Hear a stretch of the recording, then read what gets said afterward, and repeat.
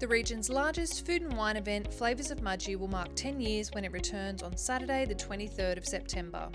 All your favourite stallholders will be serving the region's best food and wine on a spring evening in the picturesque Mudgee CBD along Church and Market Streets.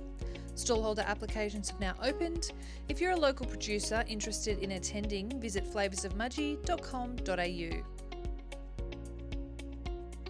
ARTEXPRESS has made its way to the region for the first time, with Mudgee Arts Precinct hosting the exhibition this month.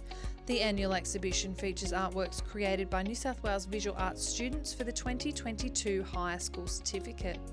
The themes addressed in this year's exhibition highlight issues of importance for students, including the chaos and isolation caused by the pandemic. An upgraded ambulance waiting bay at Mudgee Regional Airport is providing improved healthcare conditions for medical personnel, patients and their families awaiting transfer by Medical Air Services.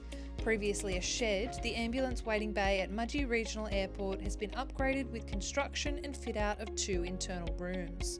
These rooms provide privacy and a more safe and comfortable experience.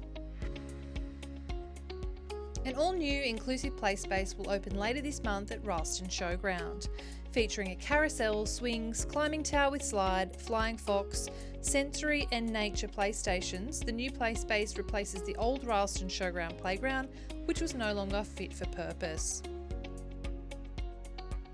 Residents are reminded not to place hot ash in any bins, whether that be curbside bins or bins at waste transfer stations. Placing hot ash into bins causes risk of the bin catching fire or even waste trucks and waste facilities. Ash should be completely cold all the way through before taking it to your local facility or putting it into the general waste wheelie bin.